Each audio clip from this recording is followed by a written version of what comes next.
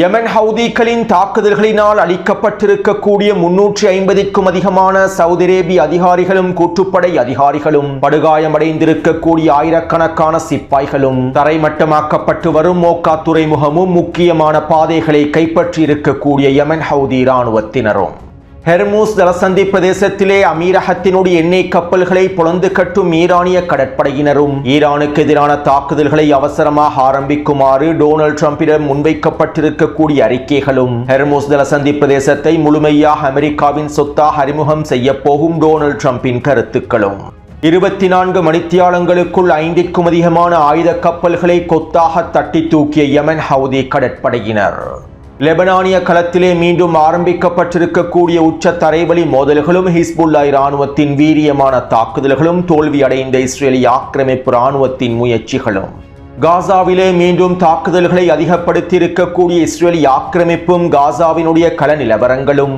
Saudi அரேபியாவினுடைய புதிய யூத பாடத்திட்டமும்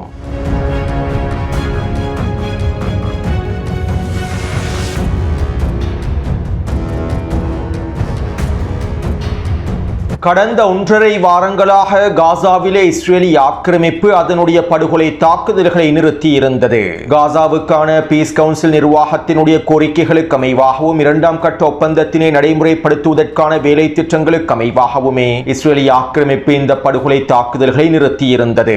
இருப்பினும் நெட்டன்யாஹூ காசாவுக்கான பீஸ் கவுன்சில் நிர்வாக ஒப்பந்தத்தினுடைய 2ஆம் கட்டத்தை முழுமையாக நிராகரித்து விட்டார். காசாவின் களத்திலே ஹமாஸ் ஆயுதங்களை கீழே வைக்காமல் இஸ்ரேலிய இராணுவம் ஒருபொழுதும் காசாவை விட்டு வெளியேறப் போவதில்லை என்றும் 2ஆம் கட்ட திட்டத்தினை நடைமுறைப்படுத்துவதற்கான எந்தவிதமான வேலை திட்டங்களையும் மேற்கொள்ளப் போவதில்லை என்றும் வெளிப்படையாக அறிவித்தார். இதைத் தொடர்ந்து 2 நாட்களுக்கு முன்பு இஸ்ரேலிய ஆக்கிரமிப்பு போர் அமைச்சரவை கூட்டத்தில் காசா தொடர்பாகவும் லெபனான் தொடர்பாகவும் விவாதங்கள் நடைபெற்றிருந்தன. இந்த விவாதங்களுக்கு பின்பு காசாவுக்குள்ளே மீண்டும் தாக்குதல்களை ஆரம்பிப்பதற்கான உத்தரவுகளையும் நெட்டன்யாஹூ வழங்கியுள்ளார். அதாவது இஸ்ரேலிய ஆக்கிரமிப்பு இராணுவத்தின் தலைமை அதிகாரியின் உத்தரவுகளை பெற்றுக் கொள்ளாமல் காசாவின் மஞ்செல்லை பிரதேசத்தில் நிலை கொண்டிருக்கக்கூடிய இஸ்ரேலிய ஆக்கிரமிப்பு இராணுவம் காசாவின் களத்திலே பலஸ்தீனிய போராளிகளுக்கு எதிராகவும் காசாவினுடைய ஏனைய பகுதிகளுக்கு எதிராகவும் தாக்குதல்களை மேற்கொள்வதற்கான உத்தரவு பிறப்பிக்கப்பட்டது. இதற்கமைவாக கடந்த 2 நாட்களாக இஸ்ரேலிய ஆக்கிரமிப்பு மீண்டும் காசாவுக்குள்ளே படுகொலை தாக்குதல்களையும் ஆரம்பித்துள்ளது. இந்த படுகொலை தாக்குதல்களினால் ஹமாஸினுடைய 3 கட்டளை தளபதிகள் கொல்லப்பட்டுள்ளார்கள். வடக்கு காசாவிலும் மத்திய காசாவிலும் கான் யூனிஸ் பிரதேசத்திலும் மேற்கொள்ளப்பட்டிருக்கக்கூடிய தாக்குதல்களின் மூலமாகவே இவர்கள் கொல்லப்பட்டுள்ளார்கள். மேலும் வடக்கு காசாவினுடைய ஹமாஸின் போலீஸ் பிரிவினுடைய கட்டளை தளபதியாகவும் மிக முக்கியமான அதிகாரியாகவும் செயற்பட்டவரும் கொல்லப்பட்டுள்ளார். இவரோடு இருக்கக்கூடிய ஹமாஸின் 4 போலீஸ் அதிகாரிகளும் கொல்லப்பட்டுள்ளார்கள். அத்தோடு கடந்த 1 வாரமாக பலஸ்தீனிய போராளிகள் மஞ்சளே பிரதேசத்திற்குள்ளே நுழைந்து இஸ்ரேலிய ஆக்கிரமிப்பு இராணுவத்தின் உபகரணங்களையும் பொறியியல் கருவிகளையும் கைப்பற்றியிருந்தார்கள். எனவே இந்த செயற்பாடுகளையும் தடுத்து நிறுத்தும் நோக்கத்தோடு இஸ்ரேலிய ஆக்கிரமிப்பு தற்போது மீண்டும் காசாவின் களத்திலே தாக்குதல்களை ஆரம்பித்துள்ளது. மஞ்சள் எல்லை பிரதேசத்திற்கு அருகாமையில் இருக்கக்கூடிய குடியிருப்பு கட்டிடங்கள் இலக்கு வைத்து உச்ச தாக்குதல்களை மேற்கொள்ளுமாறும் இஸ்ரேலிய ஆக்கிரமிப்பு இராணுவம் கட்டளையிட்டுள்ளது. இப்படியான நிலைமையில் நேற்றைய தினம் துருக்கியினுடைய வெளியுறவுத்துறை அமைச்சரும் எகிப்தி அடிமைகளுடைய வெளியுறவுத்துறை அமைச்சரும் ஒன்றிணைந்து கலந்துரையாடல்களை மேற்கொண்டிருந்தார்கள். இந்த கலந்துரையாடலுக்கு பின்பு நடைபெற்ற ஊடக சந்திப்பில் துருக்கியினுடைய வெளியுறவுத்துறை அமைச்சர் ஹக்கன் ஃபிதானி இவ்வாறு தெரிவித்தார். காசாவின் களத்திலே முடிக்கப்பட்டிருக்கக்கூடிய ஒப்பந்தத்தின் 2வது கட்டத்தை நடைமுறைப்படுத்துவதற்கான எல்லாவிதமான ஆதரவையும் பலஸ்தீனிய எதிர்ப்பு குழுக்கள் முழுமையாக வழங்கி வருகின்றார்கள். ஒப்பந்தத்தின் 1வது கட்டத்தை நடைமுறைப்படுத்துவதிலும் பலஸ்தீனிய தரப்பு முழுமையாக தங்களுடைய நிலைப்பாட்டை உறுதிப்படுத்தி அனைத்து விதமான நிபந்தனைகளையும் நிறைவேற்றியுள்ளார்கள். ஆனால் இஸ்ரேல் காசாவின் களத்திலே ஒப்பந்தத்தினை நடைமுறைப்படுத்துவதற்கான எந்த விதமான முயற்சிகளையும் மேற்கொள்ளவில்லை. ஒப்பந்தத்தினுடைய 2வது கட்டத்தையும் தற்போது இஸ்ரேல் முழுமையாக நிராகரித்து வருகின்றது. இதனால் தற்போது குறித்த ஒப்பந்தத்தின் 2ஆம் கட்டத்தை நடைமுறைப்படுத்துவதற்கு இஸ்ரேலுக்கான உச்சழுத்தங்களை வழங்க வேண்டும். அமெரிக்கா இஸ்ரேலுக்கான உச்சழுத்தங்களை வழங்க வேண்டும். இல்லாவிட்டால் மத்தியஸ்தர்களாக செயற்படக்கூடிய நாங்களும் கத்தாரும் எகிப்தும் ஒன்றிணைந்து கடுமையான நிலைப்பாடுகளை எடுத்து விடுவோம். நாங்கள் எகிப்து, கத்தார் மற்றும் ஏனைய நாடுகளோடு ஒன்றிணைந்து காசாவிலே இனப்படுகொலைகளை முடிவுக்கு கொண்டு வருவதற்கான எல்லாவிதமான முயற்சிகளையும் மேற்கொண்டுள்ளோம். எங்களுடைய இந்த முயற்சிகளில் நாங்கள் வெற்றி பெற்றுள்ளோம். இதற்கமைவாகவே இந்த ஒப்பந்தத்தின் 2ஆம் கட்டத்தையும் நடைமுறைப்படுத்துவதற்கு நாங்கள் எல்லாவிதமான வேலை திட்டங்களையும் முன்னெடுத்து வருகின்றோம் என துரோகி எர்துகானுடைய வெளியுறவுத்துறை அமைச்சர் ஹக்கன் ஃபிதான் கருத்துக்களை வெளியிட்டுள்ளார். அதாவது மத்தியஸ்தர்களாக இருக்கக்கூடிய இந்த அடிமைகள் ஒப்பந்தத்தின் இரண்டாம் கட்ட நிபந்தனைகளை ஏற்றுக்கொள்வதற்கு இஸ்ரேலுக்கு அமெரிக்கா உச்சழுத்தங்களை வழங்க வேண்டும் என குறிப்பிடுகின்றார்கள். அமெரிக்கா உச்சழுத்தங்களை வழங்கினால் தான் இஸ்ரேல் ஒப்பந்தத்தினை முழுமையாக நடைமுறைப்படுத்தும் என்றும் இந்த அடிமைகள் தெரிவிக்கின்றார்கள். நேரடியாக குறிப்பிடுவதாக இருந்தால் துரோகி அர்துகானின் வெளியுறவுத்துறை அமைச்சர் ஹக்கன் ஃபிதான் சர்வதேசத்தை ஏமாற்றும் நோக்கத்தோடு இந்த கருத்துக்களை வெளியிட்டுள்ளார். இந்த அடிமைகளும் துரோகிகளும் ஒன்றிணைந்து காசாவின் களத்திலே குறித்த ஒப்பந்தத்தை முடித்ததன் விளைவாகவே காசாவினுடைய 70% பிரதேசங்களை இஸ்ரேலிய ஆக்கிரமிப்பு கைப்பற்றிக் கொண்டது. மேலும் காசாவின் களத்திலே இன்று வரையிலும் தாக்குதல்கள் தொடர்ச்சியாக மேற்கொள்ளப்பட்டு வருகின்றன. பலஸ்தீனிய மக்களுக்கு எதிரான இனப்படுகொலை தாக்குதல்கள் தொடர்கின்றன. ஆனால் காசாவின் களத்திலே பலஸ்தீனிய மக்களுக்கு எதிரான இனப்படுகொலை தாக்குதல்களை நிறுத்திவிட்டதாகவே துரோகி அர்துகானின் அரசாங்கம் அறிவிக்கின்றது. மேலும் இந்த அடிமைகளுக்கும் துரோகிகளுக்கும் இஸ்ரேலிய ஆக்கிரமிப்புக்கு எதிராக ஒரு விடயத்தை கூட நடைமுறைப்படுத்துவதற்கு முடியவில்லை. காசாவின் களத்திலே ஹமாஸை கட்டுப்படுத்தி ஹமாஸுக்கு உச்சழுத்தங்களை வழங்கி அனைத்து நிபந்தனைகளையும் ஏற்றுக்கொள்ளச் செய்து காசாவின் களத்திலே ஹமாஸை பலவீனப்படுத்துவதற்கான எல்லாவிதமான வேலை திட்டங்களையும் இந்த அடிமைகளுக்கும் துரோகிகளுக்கும் மேற்கொள்ள முடியுமாக இருந்தால் தற்போதைய இஸ்ரேலிய ஆக்கிரமிப்புக்கு எதிராக மாத்திரம் அழுத்தங்களை வழங்க முடியாமல் உள்ளது.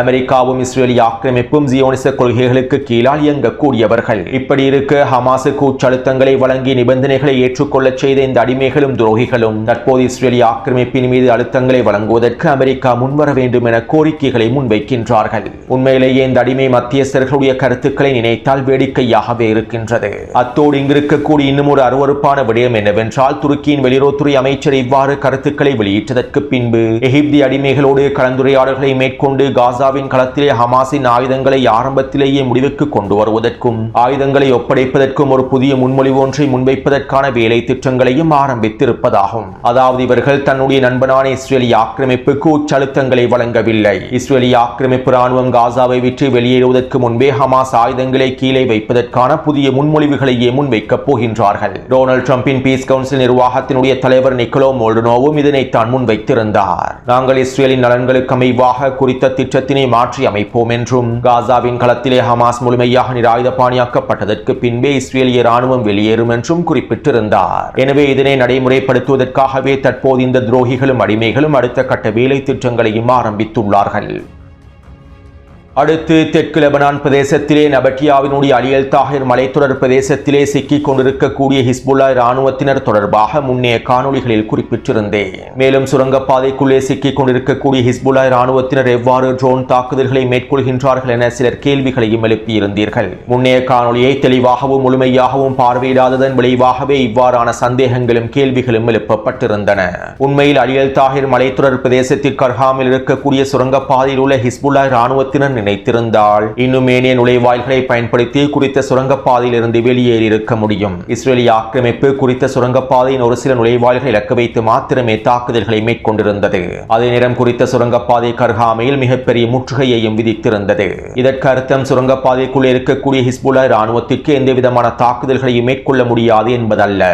மேலும் கடந்த 4 நாட்களாக குறித்த சுரங்கப்பாதைக்குள்ளே இருக்கக்கூடிய ஹிஸ்புல்லா இராணுவத்தினர் சில நுழைவாயில்களை பயன்படுத்தி ட்ரோன் தாக்குதல்களையும் தொடர்ச்சியாக மேற்கொண்டு குறித்த நுழைவாயில்களை பயன்படுத்தி ஹிஸ்புல்லா போராளிகள் வெளியேறியிருந்தால் அந்த பிரதேசத்தை இஸ்ரேலிய ஆக்கிரமிப்பு முழுமையாக கைப்பற்றி இருக்கும். இதனால் தான் இந்த நுழைவாயில்களை பயன்படுத்தி தப்பிச் செல்லாமல் ஹிஸ்புல்லா இராணுவத்தினர் இறுதி வரை போராடுவதாக அறிவித்திருந்தார்கள். இப்படியான நிலைமையிலேயே நேற்றைய தினம் அலியல் தாஹிர் மலைத்தொடர் பிரதேசத்திலே தரைவழி தாக்குதல்களை வீரியப்படுத்துவதற்கான அனுமதிகளையும் டொனால்ட் ட்ரம்பினுடைய நிர்வாகம் நெட்டன்யாஹுவுக்கு வழங்கியிருந்தது. லெபனானுக்கும் இஸ்ரேலிய ஆக்கிரமிப்புக்கும் இடையில் நேரடியான பேச்சுவார்த்தைகள் நடைபெற்று வருவதனால் அலியல் தாஹிர் பிரதேசத்தினூடாக தரைவழி தாக்குதல்களை ஆரம்பிக்க வேண்டாம் என டொனால்ட் ட்ரம்பினுடைய நிர்வாகம் கோரிக்கைகளை முன்வைத்திருந்தது. இருப்பினும் நெட்டன்யாஹு டொனால்ட் ட்ரம்பின் நிர்வாகத்திடம் விசேட கோரிக்கைகளை முன்வைத்ததை தொடர்ந்து டொனால்ட் ட்ரம்பினுடைய நிர்வாகமும் இதற்கான அனுமதிகளை வழங்கியிருந்தது. அமைவாகவே நேற்றிரவு அலியல் தாஹிர் மலைத்தொடர் பிரதேசத்தினை கைப்பற்றுவதற்காக இஸ்ரேலிய ஆக்கிரமிப்பு முன்னேறியது. இருப்பினும் இந்த சந்தர்ப்பத்திலே அலியல் தாஹிர் மலைத்தொடர் பிரதேசத்திற்குள்ளே இருக்கக்கூடிய ஹிஸ்புல்லா இராணுவத்தினர் அதிரடியான ஏவுகணை தாக்குதல்களை மேற்கொண்டிருந்தார்கள். இஸ்ரேலிய ஆக்கிரமிப்பு ராணுவம் முன்னேறக்கூடிய பிரதேசங்களை இலக்கு வைத்து கவசதிருப்பு ஏவுகணை தாக்குதல்களையும் மேற்கொண்டிருந்தார்கள். இந்த தாக்குதலினால் கிட்டத்தட்ட 3க்கும் அதிகமான போர் வாகனங்கள் அளிக்கப்பட்டதாகவும் பல இஸ்ரேலிய ஆக்கிரமிப்பு சிப்பாய்கள் கொல்லப்பட்டும் படுகாயங்களுக்குள்ளாக்கப்பட்டிருப்பதாகவும் தெரிவிக்கப்படுகின்றது. மேலும் நேற்றிரவு நடைபெற்ற இந்த தாக்குதல்களுக்கு பின்பு குறித்த பகுதியிலிருந்து இஸ்ரேலிய ஆக்கிரமிப்பு மீண்டும் பின்வாங்கியுள்ளது. அலியல் தாஹிர் மலைத்தொடர் பிரதேசத்தினை இன்னும் இஸ்ரேலிய ஆக்கிரமிப்பினால் கைப்பற்ற முடியவில்லை. அதே நேரம் இன்னும் 24 மணித்தியாலத்திற்குள் அல்லது 48 மணித்தியாலத்திற்குள் அலியல் தாஹிர் மலைத்தொடர் பிரதேசத்தை இலக்கு வைத்து உச்ச வான்வழி தாக்குதல்களை மேற்கொள்ளப் போவதாகவும் இஸ்ரேலிய ஆக்கிரமிப்பு அறிவித்துள்ளது. ஹிஸ்புல்லா இராணுவத்தினர் நிலை கொண்டிருக்கக்கூடிய சுரங்கப்பாதையை முழுமையாக அளித்தால் மாத்திரமே அலியல் தாஹிர் பிரதேசத்தை கைப்பற்ற முடியும் என்றும் சில தளபதிகள் தெரிவித்துள்ளார்கள். மேலும் இந்த தாக்குதல்களை ஆரம்பிக்கும் நோக்கத்தோடு இஸ்ரேலிய ஆக்கிரமிப்பு நபட்டியா மற்றும் அல் மன்சூரி பிரதேசங்களை இலக்கு வைத்து உச்ச வான்வழி தாக்குதல்களையும் மேற்கொண்டு வருகின்றது. கடந்த 24 மணித்தியாலங்களுக்குள் குறித்த பிரதேசங்களை இலக்கு வைத்து கிட்டத்தட்ட 15க்கும் அதிகமான வான்வழி தாக்குதல்கள் மேற்கொள்ளப்பட்டுள்ளன. நபட்டியாவுக்கு வடக்கு பகுதியில் இருக்கக்கூடிய குடியிருப்பு பகுதிகளை இலக்கு வைத்து முச்சேவுகணை தாக்குதல்கள் மேற்கொள்ளப்பட்டுள்ளன. இந்த தாக்குதல்களினால் கிட்டத்தட்ட 5க்கும் அதிகமான குடியிருப்பு பிரதேசங்கள் தரைமட்டமாக்கப்பட்டுள்ளன. மேலும் இந்த தாக்குதல்கள் தொடர்பான காணொளிகளை டெலிகிராம் சேனலில் பதிவிட்டுள்ளேன். அடுத்து சர்வதேச ரீதியில் யூதர்களுக்கு எதிரான எதிர்ப்பை குறைப்பதற்காகவும் யூதர்களுக்கு எதிராக மேற்கொள்ளக்கூடிய வேலை திட்டங்களை முறியடிப்பதற்காகவும் சமூக ஊடக வலைத்தளங்களிலும் பாடப்புத்தகங்களிலும் இருக்கக்கூடிய யூத எதிர்ப்பை முடிவுக்கு கொண்டு வருவதற்காக அமெரிக்கா தனியான பிரிவுகளை உருவாக்கியுள்ளது. மேலும் இதற்காக டொனால்ட் ட்ரம்பினுடைய நிர்வாகம் சிறப்பு தூதர் ஒருவரையும் நியமித்துள்ளது. யஹூதா கப்லூன் என்கின்ற ரப்பியையே டொனால்ட் ட்ரம்பினுடைய நிர்வாகம் இந்த சிறப்பு தூதராகவும் நியமித்துள்ளது. மேலும் நேற்றைய தினம் அமெரிக்காவிலே நடைபெற்ற நேர்காணல் ஒன்றின் போது குறித்த சிறப்பு தூதர் யஹூதா இவ்வாறு தெரிவித்தார். யூதர்களுக்கு எதிரான கொள்கைகளையும் யூதர்களுக்கு எதிரான எதிர்ப்பு போராட்டங்களையும் எதிர்ப்பு பிரச்சாரங்களையும் முடிவுக்கு கொண்டு வருவதற்காக நாங்கள் பல வேலை திட்டங்களை முன்னெடுத்து வருகின்றோம். அதிலும் குறிப்பாக மத்திய கிழக்கு பிராந்தியத்திலே யூத எதிர்ப்பு கொள்கைகளை முடிவுக்கு கொண்டு வருவதற்கு நாங்கள் வீரியமாக செயற்பட்டு வருகின்றோம். மேலும் எங்களுடைய இந்த வேலை திட்டங்களுக்கு சவுதி அரேபியா மிகப்பெரிய ஆதரவை வழங்கி வருகின்றது. இதற்கமைவாக சவுதி அரேபியாவினுடைய பாடப்புத்தகங்களில் யூத எதிர்ப்பு கொள்கைகளை முடிவுக்கு கொண்டு வருவதற்காக சவுதி அரேபியா எடுத்திருக்கக்கூடிய முயற்சிகளை நாங்கள் பாராட்டுகின்றோம். தற்போது சவுதி அரேபியாவுடைய பாடப்புத்தகங்களில் மிகப்பெரிய மாற்றங்கள் ஏற்படுத்தப்பட்டுள்ளன. யூத எதிர்ப்பை ஆதரிக்கக்கூடிய பாடத்திட்டங்கள் அனைத்தையும் தற்போது சவுதி அரேபியா நீக்கிவிட்டது. மேலும் இதே போன்ற ஐக்கிய அரபு அமீரகம் மற்றும் ஏனைய அரபு நாடுகளிலும் பாடப்புத்தகங்களில் மாற்றங்கள் ஏற்படுத்தப்பட்டுள்ளன. இதன் மூலமாக மத்திய கிழக்கு பிராந்தியத்திலே உருவாகக்கூடிய அடுத்த சந்ததியானது யூத எதிர்ப்பு கொள்கைகளிலிருந்து முழுமையாக விலகியே இருப்பார்கள்.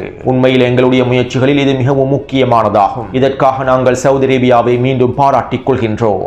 எங்களுடைய பொதுவான மூதாதையரான ஆப்ரஹாமினுடைய தொலைநோக்கு பார்வையை நடைமுறைப்படுத்தும் நோக்கத்தோடு நாங்கள் இந்த வேலை திட்டங்களை மேற்கொண்டு வருகின்றோம் என யூத எதிர்ப்பு நடவடிக்கைகளை முடிவுக்கு கொண்டு வருவதற்காக நியமிக்கப்பட்டிருக்கக்கூடிய அமெரிக்க தூதர் தெரிவித்துள்ளார். உண்மையிலேயே இவருடைய இந்த கருத்துக்களில் இருந்து ஒரு விடயத்தினை தெளிவாக புரிந்து கொள்ள முடியும். அதாவது சவுதி அரேபியா தன்னுடைய பாடப்புத்தகங்களில் பலஸ்தீனிய காரணத்தினை முழுமையாக பூஜ்ஜியமாக்கியுள்ளது. பலஸ்தீனிய காரணத்தை ஆதரிக்கக்கூடிய விடயங்கள், பலஸ்தீனிய போராட்டத்தையும் பலஸ்தீனிய மண்ணையும் ஆதரிக்கக்கூடிய விடயங்களை சவுதி அரேபியா தன்னுடைய பாடப்புத்தகங்களில் இருந்து நீக்கியுள்ளது. சவுதி அரேபிய ஜியோனிஸ் அடிமை மாத்திரமல்ல, ஐக்கிய அரபு அமீரக ஜியோனிஸ் அடிமைகளும் ஏனைய ஜியோனிச குட்டி அடிமைகளும் இவ்வாறு தான் தங்களுடைய பாடப்புத்தகங்களில் மாற்றங்களை ஏற்படுத்தியுள்ளார்கள். இனி வரக்கூடிய சமுதாயம் பலஸ்தீனிய காரணத்தினை கைவிட்டு விட வேண்டும் என்பதற்காகவும் பலஸ்தீனிய போராட்டத்தையும் பலஸ்தீனிய மண்ணையும் மறந்துவிட வேண்டும் என்பதற்காகவும் இஸ்ரேலை முழுமையாக ஏற்றுக்கொள்ள வேண்டும் என்பதற்காகவுமே இவ்வாறு பாடப்புத்தகங்களில் மாற்றங்களையும் ஏற்படுத்தியுள்ளார்கள். மேலும் பலஸ்தீனிய காரணத்தினை முடிவுக்கு கொண்டு வருவதற்காகவே இந்த ஜியோனிஸ் அடிமை அரபுகள் இவ்வாறான முடிவுகளையும் எடுத்துள்ளார்கள் என்பதனையும் எங்களுக்கு தெளிவாக புரிந்து கொள்ள முடியும்.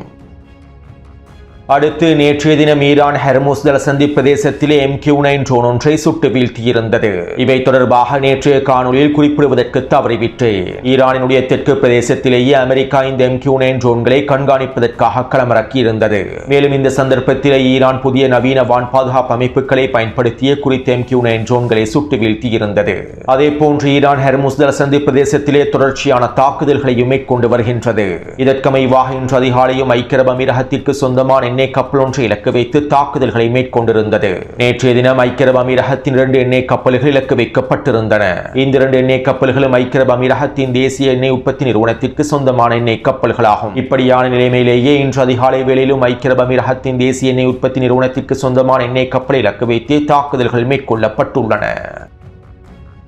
அது மட்டுமல்லாமல் ஹெர்முஸ் ஜலசந்தி பிரதேசத்தினூடான போக்குவரத்து முழுமையாக தடைப்பட்டுள்ளது. ஈரானிய இராணுவத்தின் அனுமதியை பெற்றிருக்கக்கூடிய ஒரு சில எண்ணெய் கப்பல்களை மாத்திரமே தற்போது அனுமதித்து வருகின்றார்கள். ஈரானுக்கு சுங்க கட்டணத்தையும் பாதுகாப்பு கட்டணத்தையும் செலுத்தக்கூடிய கப்பல் நிறுவனங்களுக்கு மாத்திரமே அனுமதி வழங்கப்படுகின்றது.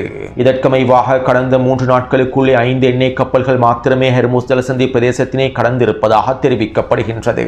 மேலும் இந்த எண்ணெய் கப்பல்கள் ஈராக்கினுடைய எண்ணெய் கப்பல் என்பதனால் மாத்திரமே ஈரான் அதற்கான அனுமதியை வழங்கி இருந்ததாகவும் தெரிவிக்கப்படுகின்றது. மேலும் ஏனைய அடிமை அரபுகளுடைய எந்தவிதமான எண்ணெய் கப்பல்களும் அனுமதிக்கப்படவில்லை என்பதும் குறிப்பிடத்தக்க விடயமாகும். அத்தோடு ஊடக சந்திப்பின் போது டொனால்ட் ட்ரம்ப் இவ்வாறு தெரிவித்தார். விரைவில் நான் ஹெர்முஸ் ஜலசந்தி பிரதேசத்தை அமெரிக்காவின் பிராந்தியமாக அறிவிப்பேன். ஹெர்முஸ் ஜலசந்தி பிரதேசம் அமெரிக்காவுக்கு சொந்தமானதாகும். இதனை நான் விரைவில் உத்தியோகபூர்வமாக அறிவிப்பேன். மீண்டும் மத்திய கிழக்கை நோக்கி நாங்கள் ஒரு மிகப்பெரிய பயணத்தை ஆரம்பிக்க வேண்டும் என என்னுடைய நண்பர்களிடம் நான் கூறினேன். ஏனென்றால் மத்திய கிழக்கில் இருக்கக்கூடிய மிகப்பெரிய தீய சக்தியான ஈரானை முடிவுக்கு கொண்டு வர வேண்டும். இதற்கு நாங்கள் தயாராகத்தான் இருக்கின்றோம். உண்மையில் தற்போது நாங்கள் மிகச்சிறந்த பணியை மேற்கொண்டு வருகின்றோம். எங்களுக்காக மாத்திரமல்ல, ஒட்டுமொத்த உலகத்திற்காகவுமே நாங்கள் இந்த பணியை மேற்கொள்கின்றோம். நாங்கள் மாத்திரம் ஈரானை அடக்காவிட்டால், ஈரானை முடிவுக்கு கொண்டு வர விரும்பாவிட்டால் இன்று ஒட்டுமொத்த உலகமும் மிகப்பெரிய ஆபத்தை எதிர்நோக்க வேண்டி ஏற்படும். ஈரானில் இருக்கக்கூடிய இடங்களை முழுவதுமாக அளிக்கக்கூடிய திறன் எங்களிடம் இருக்கின்றது. முன்னெப்போதும் இல்லாத அளவுக்கு நாங்கள் தற்போது அவர்கள் மீது உச்ச பொருளாதார தடைகளை விதித்துள்ளோம். அவர்கள் எங்களை தாக்கினால் நாங்கள் அவர்களுக்கு எதிராக 100 மடங்கு அடியை வழங்குவோம். ஈரானுடைய ஒட்டுமொத்த இராணுவமும் அழிந்து விட்டது. தற்போது இருக்கக்கூடிய பிரச்சனை என்னவென்றால் அவர்கள் பேச்சுவார்த்தைக்கு வருவதில்லை. ஏனென்றால் பேச்சுவார்த்தைகளை மேற்கொள்வதற்காக அவர்களிடம் யாருமே இல்லை. நாங்கள் அவர்களில் பெரும்பாலானோரை அழித்து விட்டோம் என டொனால்ட் ட்ரம்ப் கருத்துக்களை வெளியிட்டுள்ளார். டொனால்ட் ட்ரம்பினுடைய இந்த கருத்துக்களை தொடர்ந்து ஈரானினுடைய வெளியுறவுத்துறை அமைச்சகம் பதிலடிகளை வழங்கியிருந்தது. ஹெர்முஸ் ஜலசந்தி பிரதேசம் ஈரானினுடைய கட்டுப்பாட்டில் தான் இருக்கின்றது. ஹெர்முஸ் ஜலசந்தி பிரதேசத்தை எப்போது மூட வேண்டும், எப்போது திறக்க வேண்டும் என்பது எங்களுக்கு மாத்திரமே தெரியும். மேலும் டொனால்ட் ட்ரம்பினுடைய இந்த கருத்துக்களினால் ஹெர்முஸ் ஜலசந்தி பிரதேசத்திலே கப்பல்களுக்கு போக்குவரத்தை மேற்கொள்ள முடியாது. டொனால்ட் ட்ரம்பினுடைய கருத்துக்களும் ட்வீட்களும் ஹெர்முஸ் ஜலசந்தி பிரதேசத்தை திறக்கப் போவதில்லை. டொனால்ட் ட்ரம்ப் நினைப்பது போன்று ஹெர்முஸ் ஜலசந்தி பிரதேசத்தினை அமெரிக்காவினுடைய பிராந்தியமாக அறிவிக்க முடியாது. ஏனென்றால் ஹெர்முஸ் ஜலசந்தி பிரதேசம் ஈரானுக்கு சொந்தமானது. இதற்கு பிறகும் ஈரானுக்கு சொந்தமாகத்தான் இருக்கப் போகின்றது என ஈரானிய வெளியுறவுத்துறை அமைச்சகம் பதில்களை வழங்கியுள்ளது. அடுத்து அமெரிக்க மத்திய கட்டளை தளபதி பிராட் கூப்பர் டொனால்ட் ட்ரம்புக்கு அறிக்கை ஒன்றை சமர்ப்பித்துள்ளார். கடந்த 3 தினங்களுக்கு முன்பு அமெரிக்க மத்திய கட்டளை தளபதி பிராட் கூப்பர் இஸ்ரேலிய ஆக்கிரமிப்பிலே களமிறங்கி நெட்டன்யாகுவோடும் இஸ்ரேலிய ஆக்கிரமிப்பு ராணுவத்தோடும் கலந்துரையாடுகளை மேற்கொண்டிருந்தார். இந்த கலந்துரையாடுகளுக்கு பின்பே டொனால்ட் ட்ரம்புடைய நிர்வாகத்திற்கு அறிக்கை ஒன்றை சமர்ப்பித்துள்ளார். ஈரானுக்கு எதிரான உச்ச பொருளாதார தடைகளினால் ஈரானை பேச்சுவார்த்தை மேசையில் அமர்த்த முடியாது. ஈரானுடைய உள்கட்டமைப்புகள் இலக்கு வைத்தும் எரிசக்தி மற்றும் எண்ணெய் தளங்களை இலக்கு வைத்தும் அவசரமாக தாக்குதல்களை ஆரம்பிப்பதன் மூலமாகவே ஈரானை சரணடைய வைக்க முடியும் என்றும் பேச்சுவார்த்தை மேசையில் அமர வைக்க முடியும் என்றும் ஒரு விரிவான அறிக்கை ஒன்றை பிராட் கூப்பர் டொனால்ட் ட்ரம்பிடம் சமர்ப்பித்திருப்பதாக தெரிவிக்கப்படுகின்றது. இஸ்ரேலிய ஆக்கிரமிப்பு ஊடகங்களும் இவை தொடர்பான அறிக்கைகளை வெளியிட்டுள்ளன. வருகின்ற 21ஆம் திகதி அமெரிக்காவுக்கும் ஈரானுக்கும் இடையிலான புரிந்துணர்வு ஒப்பந்தத்தின் 60 நாள் காலக்கெடுவானது உத்தியோகபூர்வமாக முடிவடைகின்றது. கடந்த மாதமே ஈரான் குறித்த ஒப்பந்தத்திலிருந்து வெளியேறிவிட்டது. இருப்பினும் குறித்த ஒப்பந்தம் நடைமுறையில் இருப்பதாக டொனால்ட் ட்ரம்பினுடைய நிர்வாகமே அறிவித்துக் கொண்டிருந்தது. இப்படியான நிலைமையிலேயே வருகின்ற 21ஆம் திகதி குறித்த 60 நாள் ஒப்பந்தம் முடிவுக்கு வருகின்றது. எனவே இந்த ஒப்பந்தம் முடிவுக்கு வந்ததும் ஈரானுக்கு எதிரான உச்ச தாக்குதல்களை ஆரம்பிப்பதற்கான வேலை திட்டங்களையே தற்போது பிராட் கூப்பர் மேற்கொண்டு வருவதாக அமெரிக்க ஊடகங்களும் தெரிவித்துள்ளன. அத்தோடு நேற்றிரவு யமன் ஹவுதி இராணுவத்தினர் சவுதி அரேபிய கூட்டுப்படைகளுடைய மிக முக்கியமான மூலோபாய பிரதேசமான மோக்கா துறைமுகத்தை இலக்கு வைத்து டசன் கணக்கான ஏவுகணை தாக்குதல்களையும் ட்ரோன் தாக்குதல்களையும் மேற்கொண்டிருந்தார்கள். மோக்கா துறைமுகத்திலே நிலை கொண்டிருக்கக்கூடிய 5க்கும் அதிகமான ஆயுத மற்றும் சரக்கு இராணுவ கப்பல்களை இலக்கு வைத்தும் சிறிய படகுகளை இலக்கு வைத்துமே இந்த தாக்குதல்கள் மேற்கொள்ளப்பட்டுள்ளன. அதாவது சவுதி அரேபியாவுடைய அதிகளவான ஆயுதங்களும் வான் பாதுகாப்பு ஏவுகணைகளும் கவச எதிர்ப்பு ஏவுகணைகளும் இன்னும் மிகப்பெரிய அளவிலான வெடிமருந்துகளும் குறித்த இராணுவ சரக்கு கப்பல்களிலும் சிறிய படகுகளிலும் களமிறக்கப்பட்டுள்ளன. சவுதி அரேபிய கூட்டுப்படைகளுக்கு தேவையான ஆயுதங்களை வழங்கும் நோக்கத்தோடு இவை களமிறக்கப்பட்டிருந்தன. மேலும் இவை தொடர்பான துல்லியமான தகவல்களை பெற்றுக்கொண்டே யமன் ஹவுதி இராணுவத்தினர் இந்த உச்ச தாக்குதல்களை மேற்கொண்டிருந்தார்கள். இந்த தாக்குதலினால் நேற்றிரவு மோக்கா துறைமுகமே பற்றி எரிந்தது. இவற்றை உறுதிப்படுத்தக்கூடிய காணொலிகளை டெலிகிராம் சேனலில் பதிவிட்டுள்ளேன். மேலும் இந்த தாக்குதலினால் சவுதி அரேபிய கூட்டுப்படைகளுக்கு அனுப்பி வைத்திருந்த மிகப்பெரிய அளவிலான ஆயுதங்கள் முழுமையாக தீக்கிரையாக்கப்பட்டிருப்பதும் உறுதி செய்யப்பட்டுள்ளது. அதாவது யமன் ஹவுதி இராணுவ இராணுவத்தினர் மோக்கா துறைமுகத்தை கைப்பற்றுவதற்கான தரைவழி தாக்குதல்களை வீரியப்படுத்தியுள்ளார்கள். மேலும் இந்த தரைவழி தாக்குதல்களில் பல பிரதேசங்களையும் கைப்பற்றி வருகின்றார்கள். இப்படியான நிலைமையில் சவுதி அரேபிய கூட்டுப்படைகளுக்கு அதிகளவான ஆயுதங்கள் தேவைப்படுகின்றன. எனவே யமன் ஹவுதி இராணுவத்தினுடைய தரைவழி தாக்குதல்களை முறியடிப்பதற்காகவே இந்த ஆயுதங்கள் மோக்கா துறைமுகத்தில் அவசரமாக களமிறக்கப்பட்டன. இருப்பினும் யமன் ஹவுதி இராணுவத்தின் தாக்குதலினால் இந்த ஆயுதங்கள் முழுமையாக இழக்கப்பட்டுள்ளன. இப்படியான நிலைமையிலேயே நேற்றிரவு யமன் ஹவுதி இராணுவத்தினர் குறித்த வரைபடத்தில் இலக்கம் 1, 2 மற்றும் 3 நாள் குறிப்பிடப்பட்டிருக்கக்கூடிய பிரதேசத்தினூடாக தரைவழி தாக்குதல்களை வீரியப்படுத்தினார்கள். இதற்கமைவாக இலக்கம் 3 நாள் குறிப்பிடப்பட்டிருக்கக்கூடிய பாரா பிரதேசத்தினூடாக முன்னேறினார்கள். நேற்றைக்கு முன்தினமே குறித்த பகுதியில் சிறிய பகுதிகளை கைப்பற்றியிருந்தார்கள். அவற்றையும் உங்களுக்கு பச்சை நிறத்தினால் அவதானிக்க முடியும். இப்படியான நிலைமையிலேயே நேற்றைய தினம் தாக்குதல்களை மேற்கொண்டு மோக்கா துறைமுகத்திற்கு செல்லக்கூடிய மிக முக்கியமான நெடுஞ்சாலை பாதையான 423வது நெடுஞ்சாலையை முழுமையாக கைப்பற்றியுள்ளார்கள். இந்த நெடுஞ்சாலையானது மோக்கா துறைமுகத்திற்கு செல்லக்கூடிய மிக முக்கியமான பாதையாகும். மேலும் இலக்கம் 1 குறிப்பிடப்பட்டிருக்கக்கூடிய ஹேஸிலிருந்து மோக்கா துறைமுகத்தை நோக்கி செல்லக்கூடிய பாதையும் இதுதான். இவ்வாறு நேற்றிரவு யமன் ஹவுதி இராணுவத்தினர் சிவப்பு நிற வளையத்தினால் காண்பிக்கப்பட்டிருக்கக்கூடிய பகுதியில் இருக்கக்கூடிய 423வது நெடுஞ்சாலையை கைப்பற்றி இருப்பதனால் இலக்கம் 1 காண்பிக்கப்பட்டிருக்கக்கூடிய ஹேஸ் பிரதேசத்திலிருந்தும் சவுதி அரேபிய கூட்டுப்படைகளினால் தற்போது மோக்கா துறைமுகத்தை நோக்கி நகர முடியவில்லை. மேலும் மோக்கா துறைமுகத்திற்கும் ஹுதைதா துறைமுகத்திற்கும் இடைப்பட்ட பிரதேசத்திலே சவுதி அரேபியாவுடைய கூட்டுப்படைகள் வசமாக சிக்கிக் கொண்டுள்ளார்கள். இப்படியான நிலைமையிலேயே இன்று காலையிலிருந்தும் குறித்த பிரதேசத்தில் யமன் ஹவுதி இராணுவத்தினர் வீரியமான தாக்குதல்களை மேற்கொண்டு வருகின்றார்கள். பெரும்பாலும் இன்னும் ஒரு வாரத்திற்குள்ளே மோக்கா துறைமுகத்தை யமன் ஹவுதி இராணுவத்தினர் கைப்பற்றுவதற்கான வாய்ப்புகள் இருப்பதாகவும் தெரிவிக்கப்படுகின்றது. காலித் இப்னு வலீத் இராணுவ கட்டளை தளத்தை யமன் ஹவுதி இராணுவத்தினர் கைப்பற்றிவிட்டால் இலகுவாக மோக்கா துறைமுகத்தை கைப்பற்றி விடுவார்கள். அத்தோடு கடந்த ஒரு வாரத்திற்குள்ளே மோக்கா துறைமுகத்தை இலக்கு வைத்தும் குறித்த பகுதிகள் இலக்கு வைத்தும் யமன் ஹவுதி இராணுவத்தினர் மேற்கொண்டு வரக்கூடிய தாக்குதல்களினால் குறித்த பகுதியில் மாத்திரம் 350க்கும் அதிகமான சவுதி அரேபிய அதிகாரிகளும் கூட்டுப்படை அதிகாரிகளும் தளபதிகளும் கொல்லப்பட்டிருப்பதாகவும் 1000க்கும் அதிகமானோர் படுகாயமடைந்திருப்பதாகவும் தகவல்கள் வெளியாகியுள்ளன. யமனினுடைய கிழக்கு பிரதேசமான மாரிப் மற்றும் ஹதர்மோத் பிரதேசத்திலே யமன் ஹவுதி இராணுவத்தினர் மேற்கொண்ட தாக்குதல்களினால் ஏற்பட்டிருக்கக்கூடிய இழப்புகள் வேறாகும். அந்த இழப்புகள் இல்லாமல் மோக்கா துறைமுக பிரதேசத்திலும் குறித்த பகுதிகளிலும் மாத்திரம் ஏற்படுத்தப்பட்டிருக்கக்கூடிய இழப்புகளே இவ்வாறு விரிவடைந்துள்ளன. அதாவது மோக்கா பிரதேசத்தில் சவுதி அரேபிய கூட்டுப்படைகளும் சவுதி அரேபிய படைகளும் மிகப்பெரிய இழப்புகளை சந்தித்து வருகின்றார்கள். அத்தோடு இன்று மாலையிலே யமன் ஹவுதி இராணுவத்தினர் அடுத்த கட்ட ஏவுகணை தாக்குதல்களை மேற்கொண்டிருப்பதாகவும் தெரிவிக்கப்படுகின்றது. இதற்கமைவாக மாரிப் மற்றும் அதர்மோத் பிரதேசத்திலே 5க்கும் அதிகமான வெடிப்புகளும் பதிவாகியுள்ளன. எனவே யமனின் களத்தில் மோதல் விரிவடைந்து செல்கின்றது. அத்தோடு இந்த காணொலி தொடர்பான கருத்துக்களை பதிவிடுங்கள். தொடர்ந்தும் என்னுடன் இணைந்திருங்கள். நன்றி, வணக்கம்.